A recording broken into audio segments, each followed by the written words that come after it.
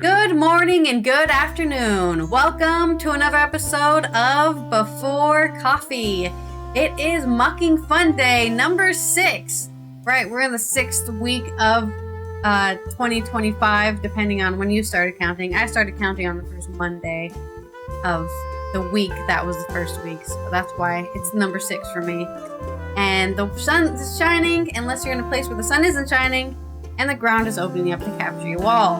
This is Before Coffee, the father and daughter comprehensive news of Planet Earth podcast, where we look up our stories 10 to 15 minutes before we've started, and we haven't had any caffeine. So, it's Monday, we're still waking up from the weekend. What are in our headlines from that said weekend? Today on Before Coffee, Rayner tried to block Prince Andrew from royal duties, a book claims. And police crack down on resurgent protests in Georgia. And we have earthquake news from Greece as earthquake swarm near Santorini volcano prompts emergency meeting. Speaking of the planet, new 3D study of Greenland ice sheet shows glaciers falling apart faster than expected. And in the United States, the price of eggs keeps going up, and we report on Punxsutawney Phil as the groundhog sees his shadow. And of course, the great Grammys happened over the weekend. Beyonce and Kendrick Lamar lead in the awards in the aftermath of the LA fires. And it's National Missing Persons Day, so there's a serious event. If there's lots of missing persons out there, and February 3rd, 2025 on Before Coffee.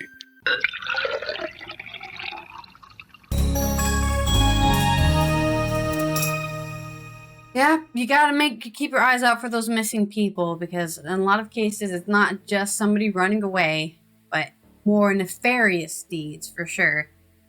So, speaking of somebody who needs to go missing, though, we've got news on Prince Andrew, the infamous Prince Andrew. This is by Archie Mitchell on The Independent. Angela Rayner described Prince Andrew as that nonce and tried to prevent him from being eligible to deputize the King Charles over his links to Jeffrey Epstein, a new book has claimed. Nonce is another word for pedophile in British English for anyone who's not aware. The Deputy Prime Minister reportedly contacted Buckingham Palace and senior civil servants in a bid to remove the disgraced Duke of York from a list of royals who could step in for the king if he is abroad or incapacitated. After the death of Queen Elizabeth, before Labour came to power, the list of those who would serve as councillors of state were Camilla, Prince William, Prince Harry, Prince Andrew, and Princess Beatrice. Expanding the list, which the Palace and Downing Street decided on as a diplomatic fix to avoid Andrew and Harry deputizing for the king, required a new legislation, which Miss Rayner would have been required to deliver a statement on and potentially to vote for. While negotiations were ongoing, Miss Rayner reportedly walked into her office and told staff, "I'm not going to vote to keep that nonce on. I can't go back to my constituent and say, yeah, I support that." The claim is that the latest revelation in the upcoming book, Get In, by journalists Patrick Maguire and Gabriel Corbrunt, which tells the story of the Labour Party under Sir Keir Starmer, which hasn't even been in for a year, but they're already telling stories about it. The first 6 months of Labour after a 12-year hiatus. And it comes as newly surfaced messages reveal that the Duke of York was in contact with notorious pedophile Epstein for longer than he had previously claimed. Yeah, I met him on occasion. I met him every year on this date. It's a bit different, you know? Emails between Andrew and Epstein handed to court in London reportedly show he remained in contact with the disgraced financier until February 2011, despite having claimed to cut him off in December 2010.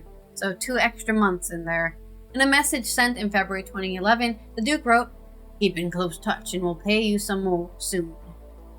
In an extract of Get In, published in The Times, an advisor to Miss Rayner details her outrage at Andrew's desire to play an active role in public life.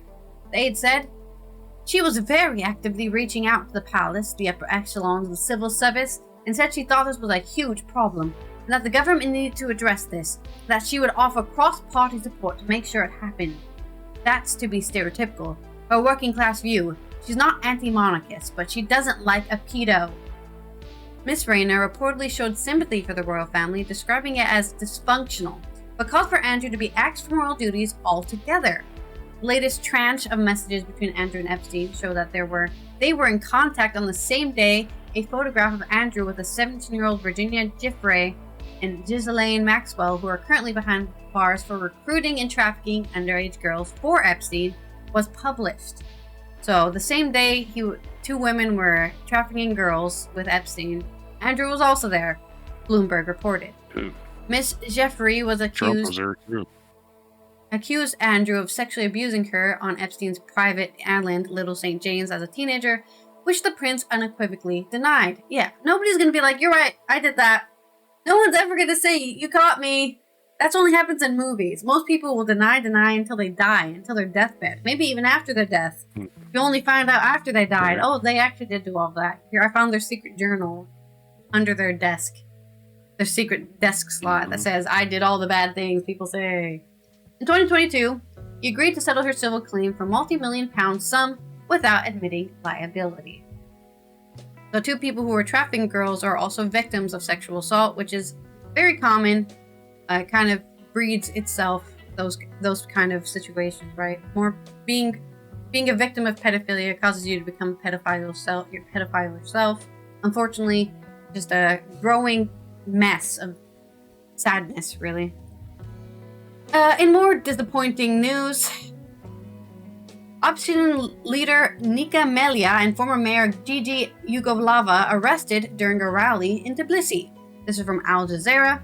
Police have cracked down on pro-democracy protests that spring back into life in Georgia. Several anti-government protesters, including 2 opposition leaders, were arrested late yesterday, the 2nd of February, during a large demonstration against the governing party in the capital Tbilisi. The rally marked a revival of mass protests seen late last year. Georgians have been protesting daily against the ruling Georgia Dream Party since November. Although events have been quieter since the turn of the year, opposition groups claim the voter fraud helped the governing party to maintain power at elections in October 2024. They also object to the laws they view as authoritarian and claim that Georgian Dream is trying to pull the country back towards Russia, having paused efforts to join the European Union. The protests returned with renewed momentum yesterday night as thousands gathered on the northern edge of Tbilisi, blocking the road that leads out of the city. I guess nobody's allowed to leave. Nika Melia, the leader of the liberal pro-European Akali party and former Tbilisi mayor Gigi Yugoslava, a prominent opposition figure, were arrested during the protest. According to Melia's lawyer, the opposition leader was arrested on administrative offense charges and released shortly after midnight after signing a promise to appear in court. The independent TV Perveli news station aired footage of police brutally beating detained protesters. You already got him locked up. You don't need to beat him up. Former Prime Minister and the opposition leader Georgia Gakaria accused the Georgian Dream founder Bidzina Ivanishvili, who holds no official position, of escalating violence once again and bringing back full-scale mass repressions alongside targeted retribution. Later, crowds resumed their protest outside the parliament in the center of Tbilisi, where smaller events have been held in recent weeks. European Union Foreign Policy Chief Kaja Kallas condemned the actions of the authorities, writing on Twitter yesterday night that the brutal crackdown on peaceful protesters, journalists, and politicians was unacceptable. Georgia falls short of any expectation from a candidate country. The EU stands with the people of Georgia in their fight for freedom and democracy, she added. Alongside protesters accusing the governing party of rigging the October elections, demonstrators are also angry about the government's decision to postpone the accession talks until 2028, and by that time they'll probably be in a Russian-styled dictatorship, so who cares about the EU in 2028. Gold joining the EU was first adopted as part of Georgia's constitution in 2017. So they're almost 10 years into trying to join the EU, and now it's all gone. Last week, Brussels suspended visa-free travel to the EU for Georgian diplomats and officials, citing the adoption of several repressive laws and the violent repression of Georgian authorities against peaceful protesters, politicians, and independent media. According to the Ministry of Internal Affairs, during the first wave of protests in November, riot police used tear gas and water cannons to disperse the crowds, arresting more than 400 people. Georgian right activists also slammed what they refer to as a campaign of intimidation against those protesting. Yeah, if you just keep on beating them up, they can't come back, right? Just keep beating, oh, I'm too injured to go to the protest because I can't see through both of my eyes and my leg's broken. Yeah, that'll definitely do it. Just keep beating up the protesters. They used to do that kind of stuff with, it's actually really interesting because a lot of people might think, oh, this is so backwards. And no country in the north or the west would be like this.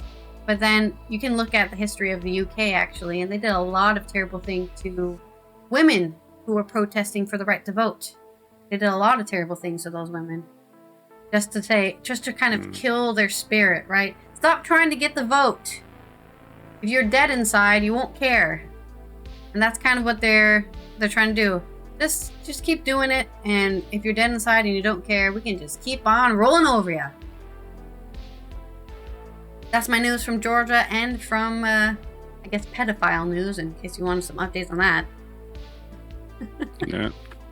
Need the Jeffrey Epstein universe exposed. Yeah. Of course, it's still happening, at least England proving they're at least trying to be civilized. In this country, we elect the pedophiles to be president and appoint them Secretary of Defense, and they cause plane crashes. Anyway, let's talk about the rumbling Earth news. This is from Greece. Watchers.news, Rashika Yadav. Okay, let's do that one. A series of more than 130 earthquakes reaching up to M3.0, I don't know what that means yet, magnitude 3.0, I guess that's what that means, has been detected near the Santorini summit since January 28th, prompting an emergency government meeting by the Parliament's Scientific Monitoring Committee to assess potential volcanic risks. Greek authorities convened an emergency meeting by the Permanent Scientific Monitoring Committee on January 29th after increased seismic activity was detected in the Santorini summit along the central Kameni, I guess that's how it's pronounced. The central Kameni fault in the northern part of the volcanic system. More than 130 earthquakes, the strongest reaching M3.0, have been recorded northeast of Santorini since January 28th. Scientists are analyzing the data to determine whether the activity is related to magma movement or regional tectonics. Based on available data, scientists see no cause for immediate concern, the Greek Ministry of Climate Crisis and Civil Protection stated. Population estimates indicate that 5,176 people live within 5 kilometers of the volcano, 12,000 within 10 kilometers, and 67,000 within 100 kilometers, showing the importance of continued monitoring and preparedness measures. According to the Permanent Scientific Monitoring Committee of the Greek Volcanic Arc, earthquakes are concentrated approximately 25 kilometers northeast of Santorini, with depths ranging from 25 kilometers to 5 kilometers. The earthquakes were strongest in northern Santorini, mainly in Oia. I think it's how it's pronounced. Oia. Oia. No consonants. The swarm's location suggests a potential involvement of the Columbus submarine volcano, located just 6.5 kilometers northeast of Santorini. Columbus, with a K, is part of a larger Santorini volcanic complex and is known for this major eruption in 1650, which caused significant damage and fatalities due to pyroclastic flows, tsunamis, and gas emissions. The volcano remains active, with hydrothermal activity and periodic seismic swarms making its key focus for monitoring in the region. Investigations are underway to determine whether its seismicity is caused by tectonic stress, along with Columbus and Kameni fault systems, or deeper magmatic processes. Experts suggest the current situation warrants close observation. While no surface changes have been detected, real-time geophysical monitoring will help determine whether magma is accumulated at depth. The emergency meeting, chaired by, we got to do some names here, it'll still be fun. We're doing names. Chaired by Basilis Kikilius, the Minister of Climate Crisis and Civil Protection, including key government officials, scientists, and emergency responders. Among the attendees were Christos Triantopoulos, Deputy Minister of Natural Disaster Rehabilitation, Vasilios Papageorgiou, Secretary General of Civil Protection, Nicholas Zorzos, Mayor of Thera, and geoscientists from the Geodynamic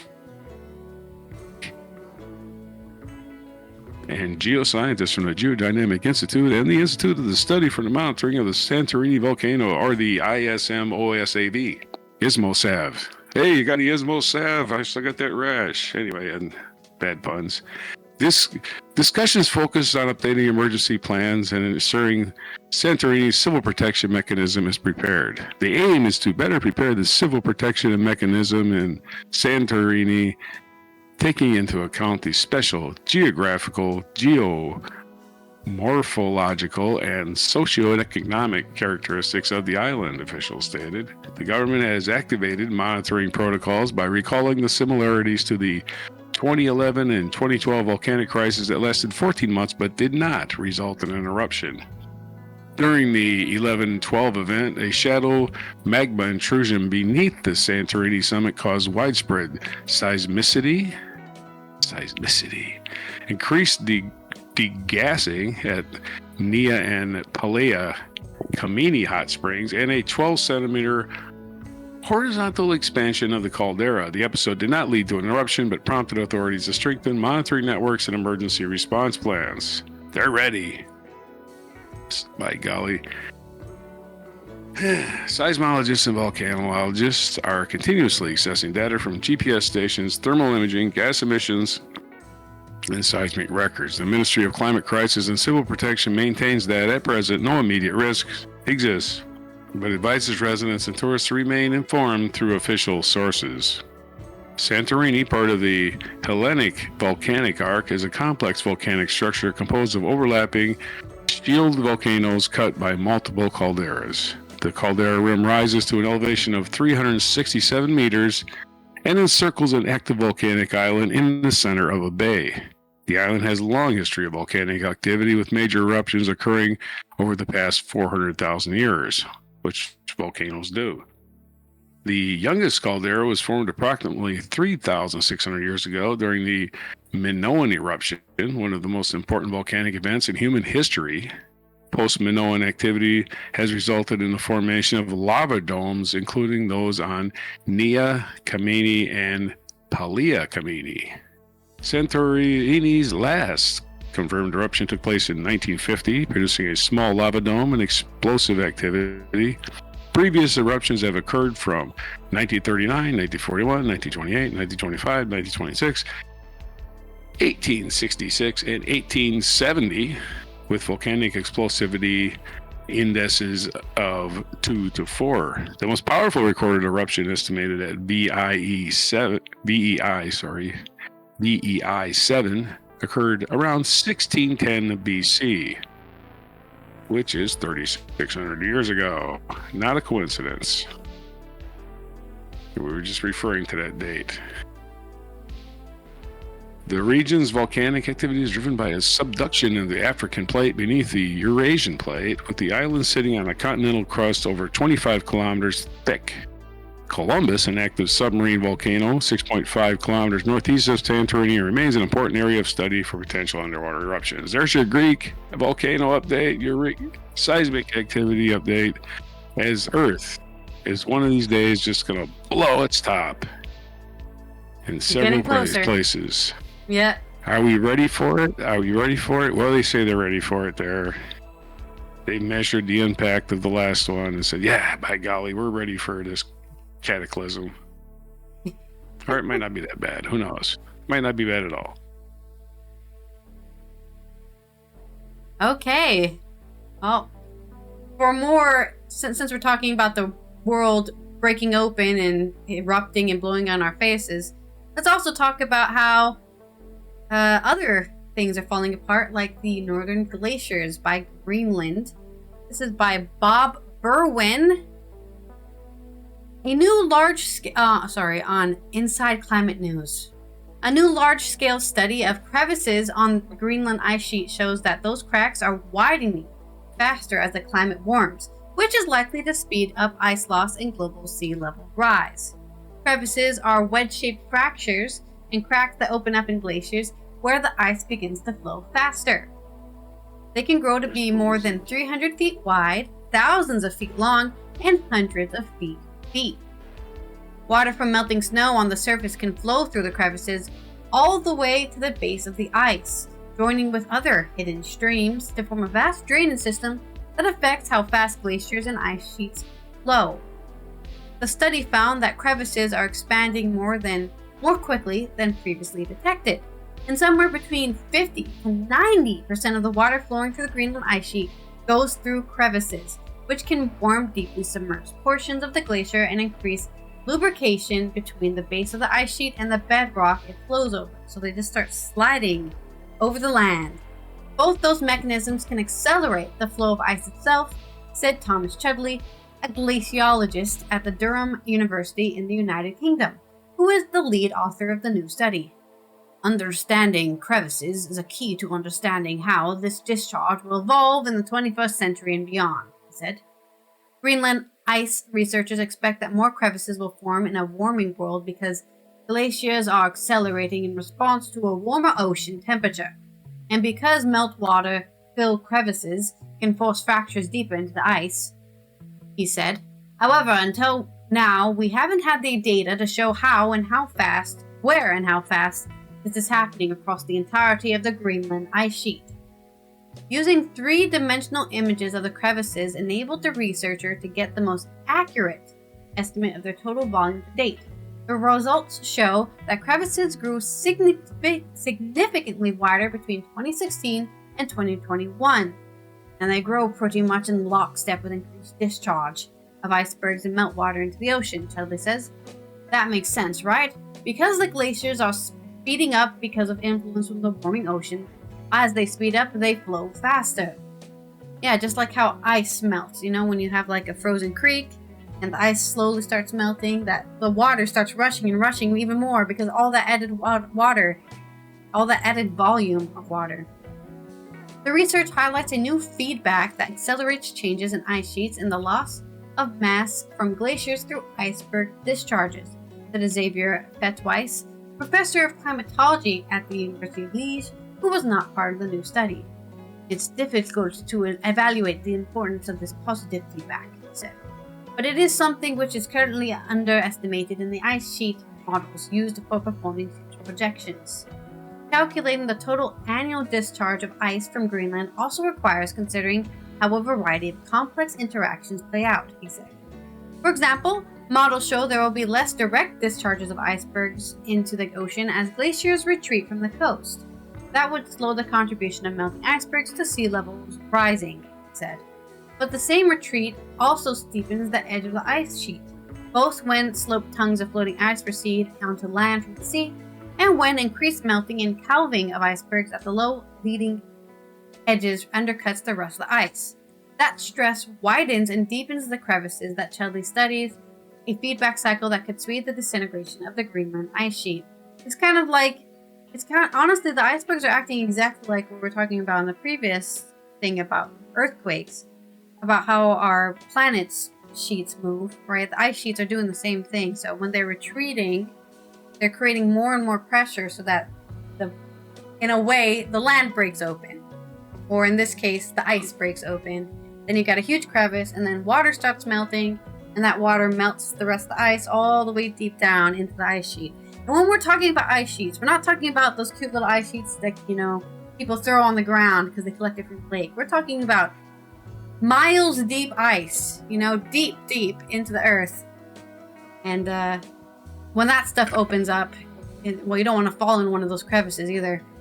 In 2020, researchers calculated that Greenland's ice sheet annually loses about 9 billion tons of water every hour. Not every day, every hour. 9 billion water. The total annual freshwater flow off Greenland is about equal to the annual flow of the Amazon River. at about 1,000 gigatons per year, said Ken Mankoff, a researcher with the Geological Survey of Denmark and Greenland, who led the comprehensive 2020 study tracking discharge from Greenland from 1986 to 2020. If all its ice melts, it would raise the sea level by about 23 feet, or 7 meters. That is taller than most humans, I would argue, so... Enjoy yourself, Florida. A complete meltdown is projected to take thousands of years, especially if we get our shit together. But there is a lot of scientific evidence from periods of rapid climate warming in the not-so-distant geological past that shows pulses of rapid global ice melt, with sea levels sometimes rising up to surges up to 13 feet, or 4 meters, per century. At the current rate of melting, Greenland's ice could contribute to about 3 feet or 1 meter of sea level rise by 2100. The 22nd century, 3 feet extra water. Some coastal areas are already struggling to adapt to sea level rise, and millions of people around the world are at risk of losing land and livelihoods. Greenland's ice is one of the largest contributors to sea level rise, and projecting the speed of the meltdown is a key climate science goal to help people prepare. Greenland is basically just a giant Amazon made of ice. So, and if anybody knows how big the Amazon is supposed to be, that's pretty big. The first ever inventory of crevices across the entire Greenland ice sheet will help do that. When you say Amazon, you're talking about the river, not the company. Yes, obviously. We're not it holds as much water as the Amazon. Yeah, we're talking about the Earth, so yes, I'm talking about an Earth thing, yes. Glad we could clarify. The first ever inventory of the crevices across the entire Greenland ice sheet will help do that, said William Colgan, a glaciology and climate professor with the Geological Survey of Denmark and Greenland, who was not involved with the study. This is the first study to unequivocally say that the expansion of the crevices zones is ubiquitous across Greenland's outlet glaciers that have accelerated in recent years, he says. The absolute numbers are large, he added. We're talking about thousands of square kilometers of ice sheet being creviced, and hundreds of square kilometers becoming creviced at different glaciers during observation period. The study provides unprecedented detail of the distribution of crevices at different elevations of the ice sheet, and how the figures and their distribution have been changing, Colgan said. I'd imagine there was a similar feeling when the first inventory of the moon craters was made. You've always known they were there, but you had to be able to count them individually. Yeah, I can see the crater right now, on the moon. I can't believe somebody's on that crater. They measured it, found its circumference, its area, and they said, that big crater you can see? We know exactly its dimensions. And that's what they're doing now with this Greenland. And this is why I've always had this idea. It's like, why are we always going off and looking for things in space when we haven't even figured out shit that's going on Earth? Right? Only just now have we discovered how the Greenland ice sheet actually looks from a 3D model. That's right. I even mentioned the Mariana Trench. Aliens, if they existed, would hide somewhere like the middle of the Pacific where nobody ever goes, right? Yeah. They could be underground. Why would they hang out where we are? Right. Yeah, the undersea world of Atlantis. Too busy looking at the sky to look at our feet. Colgan also emphasized the new findings show the increasing risk of some feedbacks that are included in the model's climate impact. That suggests that melting could accelerate beyond what the science already anticipates. We know that the appearance of crevices can trigger a lot of feedback for ice loss, he said. With so many feedbacks to enhance ice loss, crevices are poised to play a large role in the faster than forecast response of the ice sheet to climate change. So, I don't know, somebody get a freezers out there and cool everything down, or we could stop consuming greenhouse gases and stop having a global system. Good luck with climate. that. Yeah, I'm trying. I don't know what else to do. On the individual level is not enough. It's the governments that need to agree, which they can't seem to agree, unfortunately. Yeah, right. People are just trying to drain us of all hope. Just give in to the fascists and let them ruin the planet. Nope, we don't have to give in to the fascists and let them ruin the planet. And this idiot the other day said some scientific was proven wrong, and he goes, it was on one of these, it was one of these Neil deGrasse Tyson videos. He goes, there you go, science is wrong all the time. Well, yeah, science is wrong all the time. But you know what proves science wrong? Science proves science wrong. The whole goal of science is to prove yourself wrong. Because if you can't prove yourself wrong, then you know it's a fact. But if you can prove yourself wrong, you know you didn't get it right. That's the whole goal of science. You eliminate all the other possibilities, and you go, well, that's got to be the answer. But they're like, well, evolution's been proven wrong by this and that. When has it been proven wrong? When? The original theory's been proven wrong because the original theory wasn't succinct enough. They needed more detail. They needed more levels into the scientific theory. It's not just one rule. Natural selection is proven all the time. Every time a virus mutates, it's natural selection. That virus is going to survive because it survived the vaccination process. Anyway, we're going to back onto Earth with animals. And we're going to talk about Punxsutawney Phil. It was Groundhog's Day yesterday in America. And this is from WSBT. Anissa Reyes at the National News Desk. I like that official title. Punxsutawney Phil has made his prediction. This is in Pennsylvania. Punxsutawney Phil has made his prediction. 6 more weeks of winter. The famous groundhog saw his shadow Sunday morning. His handlers announced a large crowd gathered for the occasion at Gobbler's Knob in Pennsylvania. Good old Gobbler's Knob. Gobbler's Knob. Good old Gobbler's Knob. Every year on February 2nd, Groundhog Day, members of the Punxsutawney Groundhog Club make the journey to Gobbler's Knob, which is the groundhog's official home. The groundhog tradition is its annual ritual that dates back more than a century in western Pennsylvania with deep roots in European folklore. When Phil the groundhog does not see a shadow, legend says an early spring is imminent. When he does see it, there will be 6 more weeks of winter. Groundhog, that's caption for the picture. Historically, Phil has predicted a longer winter more often than an early spring, the Associated Press reports. The National Centers for Environmental Information conducted a test to determine how accurate Phil has been. They found that on average, Phil's prediction has been right 30% of the time over the past 10 years. That's not a great batting average. AccuWeather meteorologists released a spring forecast on Wednesday, and the forecast so far does not look as straightforward as Phil's. We're already seeing spring establish itself in the south, AccuWeather's long-range expert Paul Pastelock said. Whether Phil's prediction this year holds true or not, winter-weary Americans will have to wait and just see if the groundhog shadow is a true sign of the season or just a fun tradition to keep everyone guessing. I'll go with that second part. It's just a fun tradition. In other news, egg prices. Oh, I remember. Does anybody remember the egg prices in the campaign? President Biden is killing us with the egg prices. Well, guess what? Egg prices are going up even higher because the president has no effect on egg prices because they're being caused by a massive bird flu outbreak. And if you think Trump's going to do anything about that, he isn't. He's not capable of doing it. Plus, he's laying off most of the government. He's firing most of the government. They're stopping all government payments. People are going to start to be hurting pretty soon. And the egg prices are not going to help. They're not going to help.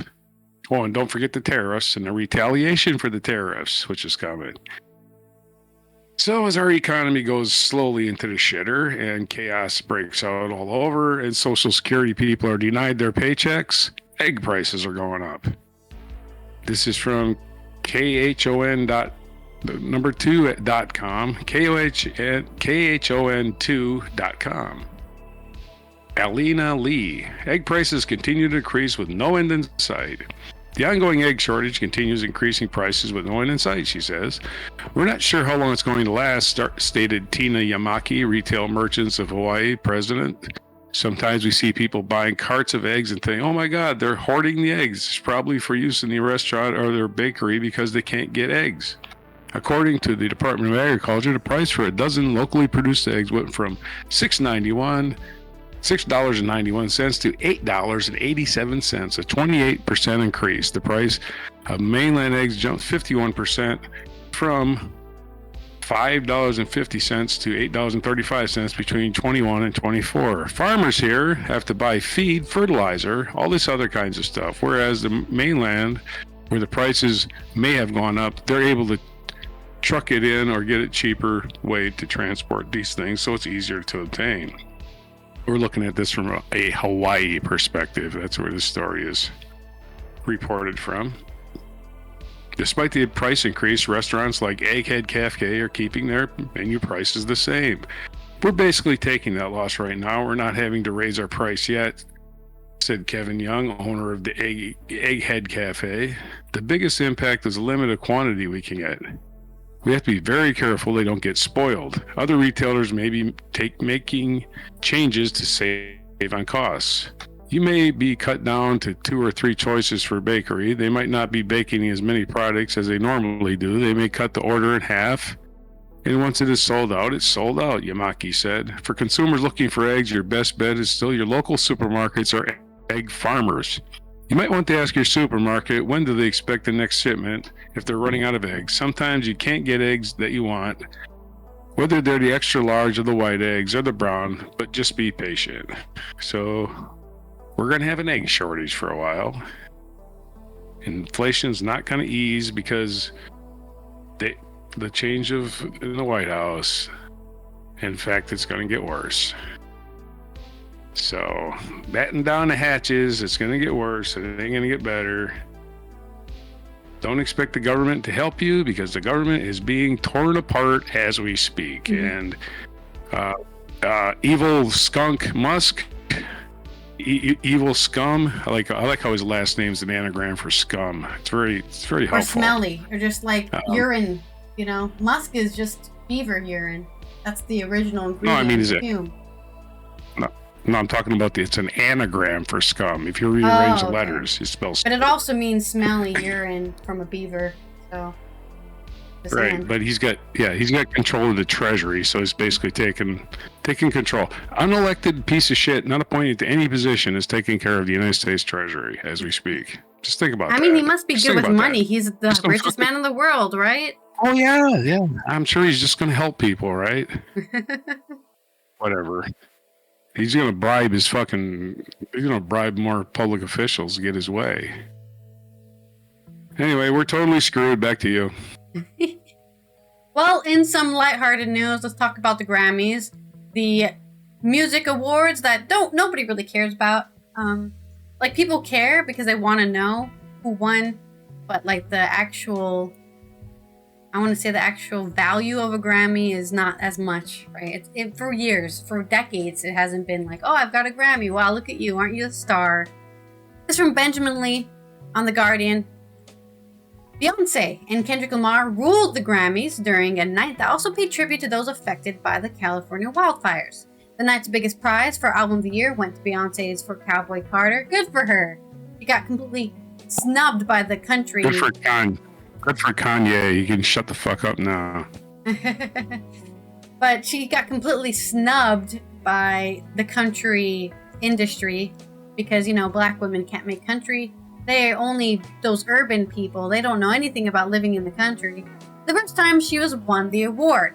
It was presented by members of the Los Angeles Country Fire Department and one of the many of the night's tributes to those affected by the wildfires. The ceremony took place at the Crypto.com Arena in LA. I can't believe it's still called Crypto.com Arena. The singer is only the 4th black woman to win the award. It's been many, many years, she said to a loud applause. It visibly shook. Beyonce also won for Best Country Album, saying she really was not expecting this, and she accepted the award. Sometimes genre is a code word to keep us in our place as artists, and I just want to encourage people to do what they're passionate about, she said.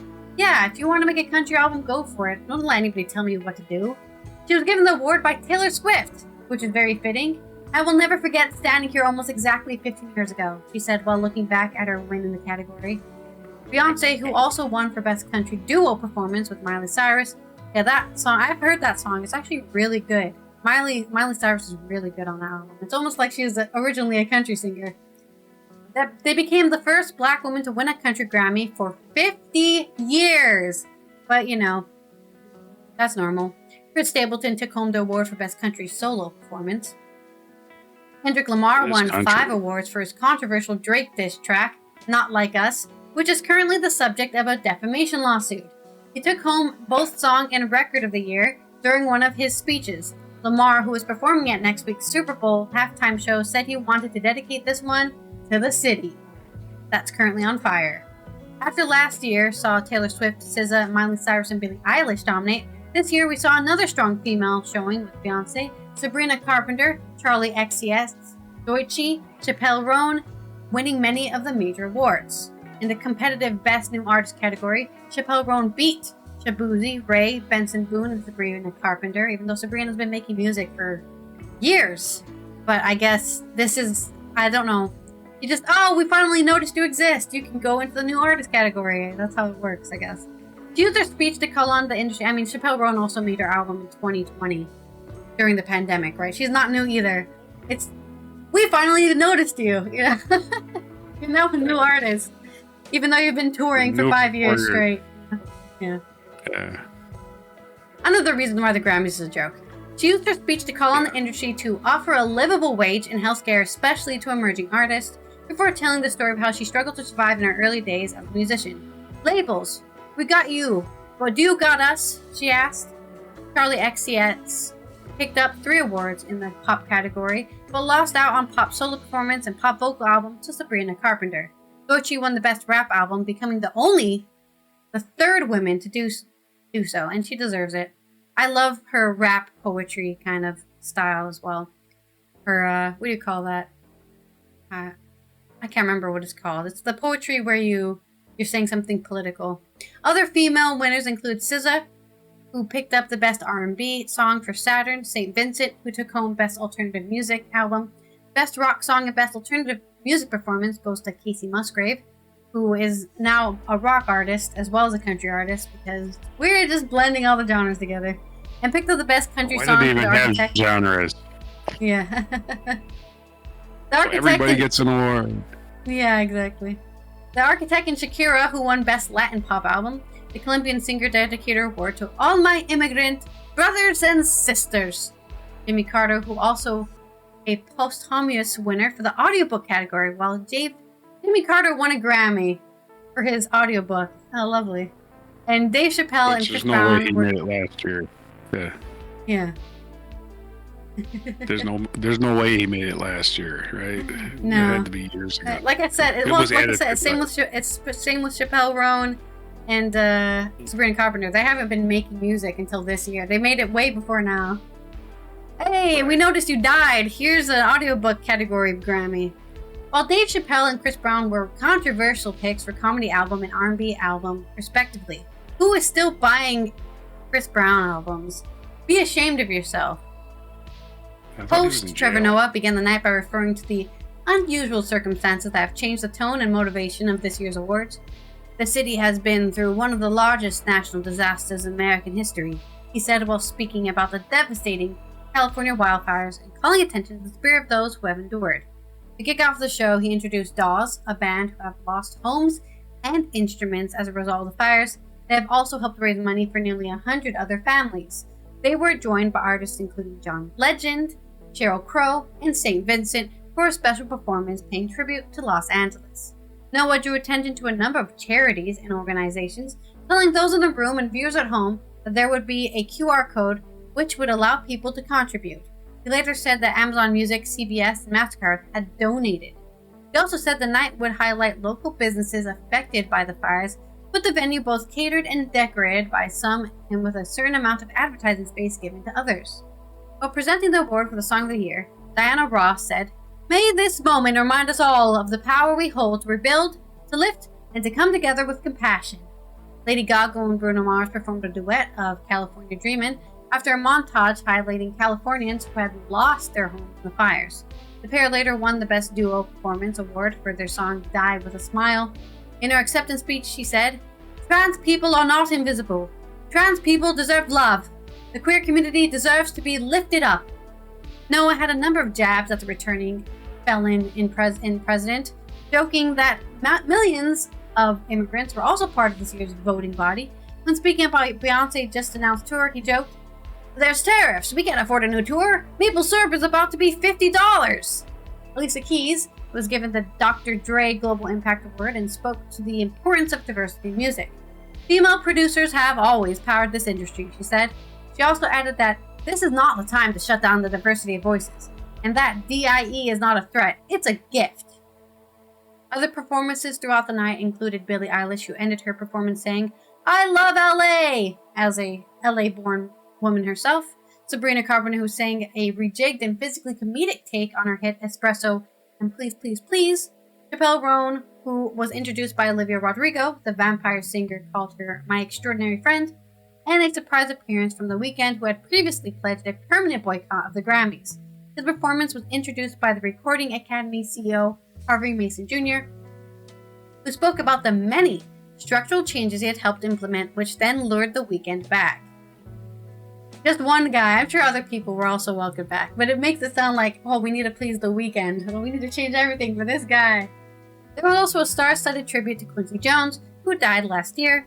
Will Smith making his first appearance on a major televised award ceremony since the infamous slap, called Jones one of the most groundbreaking and influential figures of our time. An introduction to a performance that featured Janelle Monáe, Herbie Hancock, Cynthia Erivo, and Stevie Wonder, who led a rendition of "We Are the World," with a choir wearing special LA sweaters. Smith explained that the singers represented two schools that had been lost in the fires. Chris Martin also sang an accompaniment to this year's In Memoriam section, which included late stars including Liam Payne, Chris Christopherson, Cissy Houston, Maureen Faithfull, Bob Newhart, Marianne Faithfull, sorry, I said her name wrong. We just talked about her on Friday. Bob Newhart, Wayne Osmond, and Sergio Mendes. Last year saw Taylor Swift become the first artist to win Album of the Year 4 times, but tonight saw her go home empty-handed despite 6 nominations. Other nominees who left without any awards include Shabuzi, Post Malone, Ariana Grande, and Billie Eilish. For once, Billie Eilish doesn't get 15 Grammys. For like 3 years, she wiped the Grammys. She's walking out with 20 Grammys in her hand, being like, "Hey guys." She won the Oscar last year too. Yeah, she lost. She won it twice in a row, I think, or she's trying to win it again this year. I don't know. I don't remember. I saw an interview with her where she's like, "I didn't even expect it to happen." So, who knows what happened with that? She's definitely I don't know if she has an EGOT yet. I guess she needs to get an Emmy or something. And she has to do a play to get a Tony Award. And then You can write a song for a play. Yeah. Don't forget her brother too, because he writes all the songs. But I think he has more awards than her in the EGOT territory now. Possibly, right? Yeah. Right. He does do all the production. But there's your news coming out of the Grammys. I guess check those artists out if you haven't checked them out, especially the ones that are dearly departed ones. You know, listen to some Liam Payne or Chris Christopherson or some Marianne Faithfull, Bob Newhart, whatever. Right. Appreciate the ones who came before, and on to this day in history. This day in history. Definitely Bob Newhart, man. Back in the day when the comedy album was the highest selling album in the country. Those were the days. Those were the days. This day in history in 1468 on February 3rd. We going back that far. Back to 1468, before there was an America. German craftsman, inventor, and printer Johannes Gutenberg, whose printing press, invented a printing press, died in Mainz. So this is the day he died. Not the day he was born. The day he died. Not the day he invented the printing press, but the day he died. So, commemorating that. In 1690, Massachusetts issued the first paper money in the American colonies, and that improved things. You didn't have to trade a chicken for a goat. You could just get the money and hold on to it till later. 1811, American newspaper editor Horace Greeley, known as one of the most persuasive anti-slavery voices in America, was born in Amherst, New Hampshire. So happy birthday to Horace Greeley, born in 1911. 1865, in a personal meeting with Confederate representatives, U.S. President Abraham Lincoln offered liberal pardons in exchange for the South quitting the Civil War with reunion as a precondition of peace, an offer which was rejected. Way to go, South. Way to prolong the war for no reason. 1874, in this day, avant-garde American painter Gertrude Stein, whose Paris home was a salon for the leading artists and writers of the period between World Wars I and II, was born. So happy birthday to Gertrude Stein. In 1894, the first American steel ship was launched from Bath, Maine. It was called the Dirigo, or the Dirigo, Dirigo, Dirigo, I guess. So it was launched from Bath, Maine. Took a bath. In 1913, the 16th Amendment to the United States Constitution was ratified. It gave the Congress the authority to levy income taxes. So the income tax was born on this day in 1913. Hooray, I guess. I don't fucking know. 1970, not yet involved in World War I, the United States broke off diplomatic relations with Germany after the Germans announced their intention to practice unrestricted submarine warfare. They also sank the Lusitania. Forget that. That precipitated our involvement in World War I. 1924, former U.S. President Woodrow Wilson died at the age of, did I say 21? 1924, former U.S. President Woodrow Wilson died at the age of 67. He had only been out of office for 3 years. And he died. He had a stroke while in office, and he spent the last couple of years basically incapacitated while his wife made decisions. So the first female president of the United States, the first de facto woman president. In 1959, American rock and roll singer Buddy Holly, Richie Valens, and Big Bopper were killed in a plane crash. And they were all pretty young. Buddy Holly was only 22. Richie Valens was only 18, I believe. So the day the music died was today, February 3rd, 1959, the subject of our mic drop moment. 1960 on this day, the Italian dramedy La Dolce Vita, which directed by Federico Fellini, had its world premiere, and it became widely hailed as one of the most important films in cinema. In 1975, Egyptian singer Kulthum died in Cairo as one of the most famous Arab singers and public personalities of the 20th century. Not famous enough for me to know how to pronounce her name, but this is the day she died in 1975, 50 years ago today. 30 years ago today, American astronaut Eileen Collins became the first woman to pilot a space shuttle, the Discovery. Hooray for Eileen Collins. Also on this day, American lawyer and Judge Alberto R. Gonzalez was sworn in as Attorney General of the United States, becoming the first Hispanic to occupy the post. Of course, he's infamously famous for saying the United States can torture people. Oh, okay, whatever. We don't care about human rights anymore. So he started us down that downhill roll that's just been snowballing ever since of cruelty. We're become a cruel country thanks to people like that. We're just a cruel country now. We only care about watching people suffer. Oh yay! What a legacy. Our featured event in 1870. Let's see what we got here. The 15th Amendment was ratified. The 15th Amendment of the United States Constitution, 1870. The 15th Amendment of the Constitution of the United States was ratified, guaranteeing the right to vote regardless of race and intending to ensure with the 14th Amendment the civil rights of former slaves. Of course, they're still fighting for the right to vote in the southern states because they're just making it hard to vote.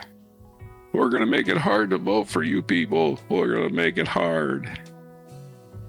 And it all has to do with the color of your skin, amazingly enough. Our featured biography, Felix Mendelssohn, German musician and composer, born February 3rd, 1809 in Hamburg, Germany. Man, did we see a shrine to him in Hamburg? I think there might have been one. I wasn't really keeping my eye out for shrines, but we could have walked by it, I'm sure. We saw the Beatles shrine, which is horribly incorrect, but whatever. It was definitely something. It was an experience. It was nice. I like Hamburg. It was an interesting place. I'd like to spend some time there. The way the prostitutes were in business suits, that was pretty impressive. Yeah. It's more like they're not the prostitutes. They were like the ones.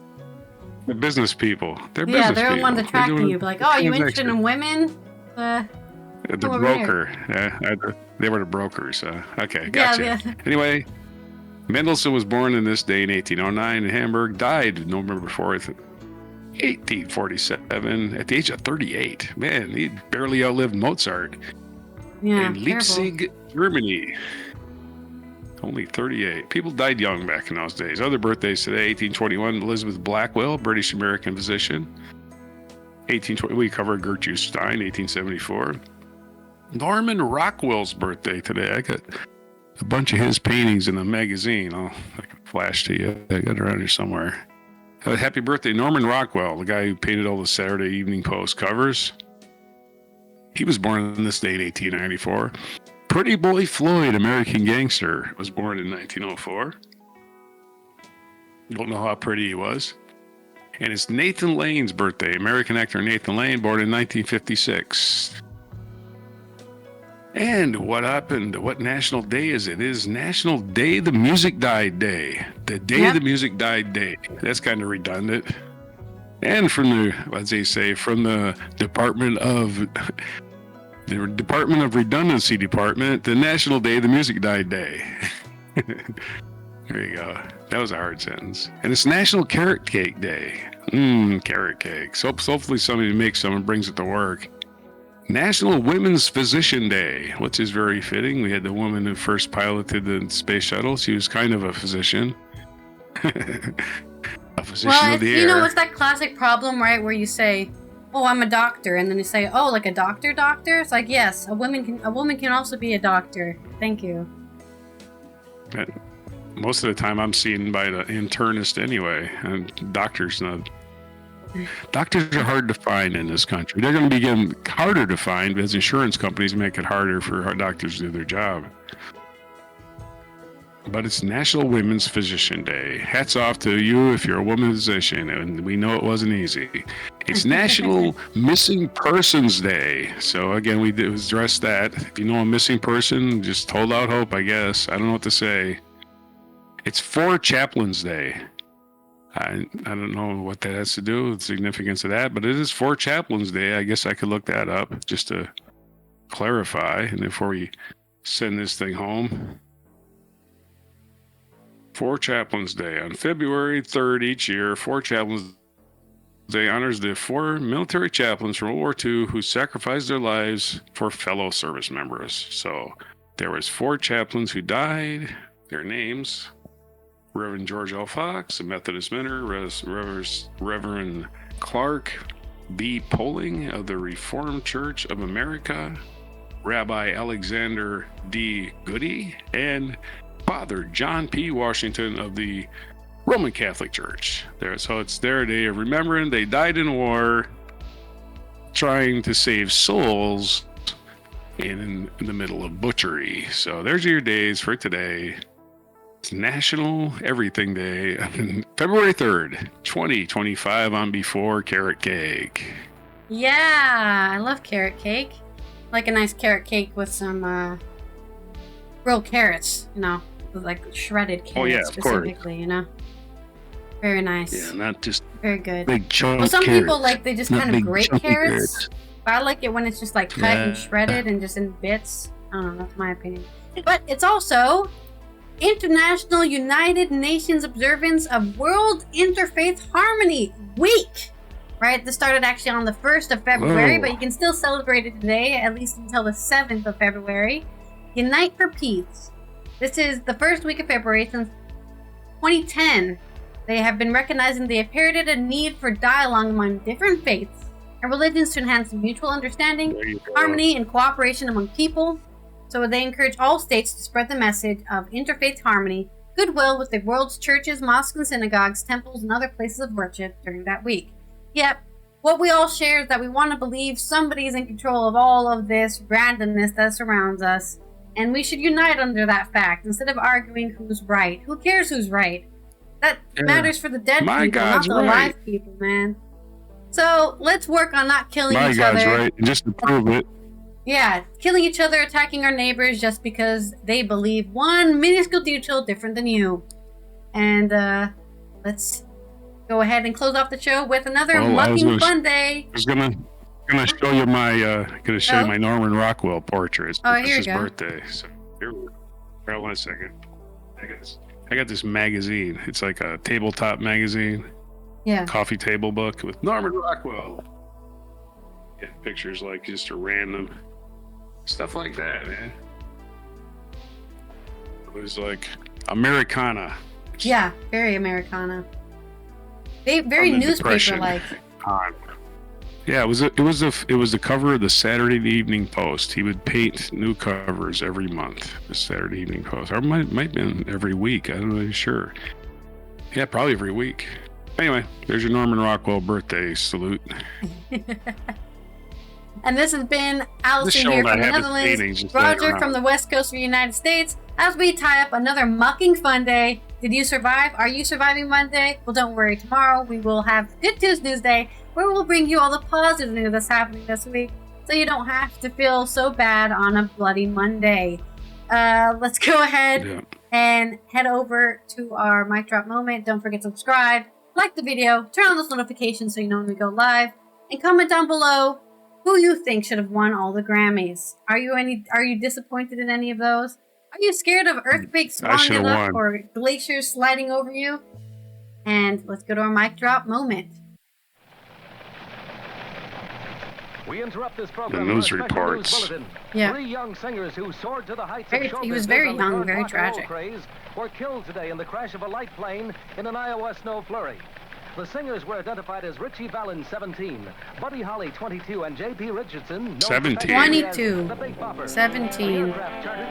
Literally not even alive. Ironically, the setting for the prominent musical The Music Man. The pilot, Roger Peterson, of Clear Lake, And they're showing the promotion video for their tour. Yeah. That bus had no heat. That's why they're taking the plane. The bus had no heat. They're freezing to death.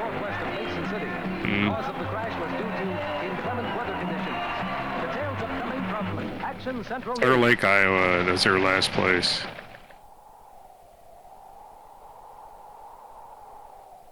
Tragic. Sad day. Terrible.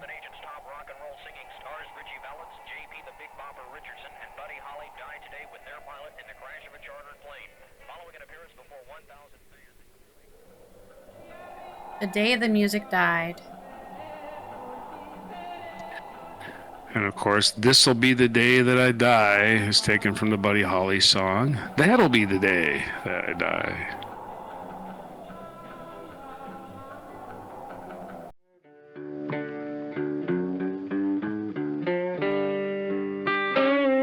Be sure to hit the like, subscribe, and notify buttons, and follow our other channels: Toxic Alley, History of Gravy, and Scratchy Old Records.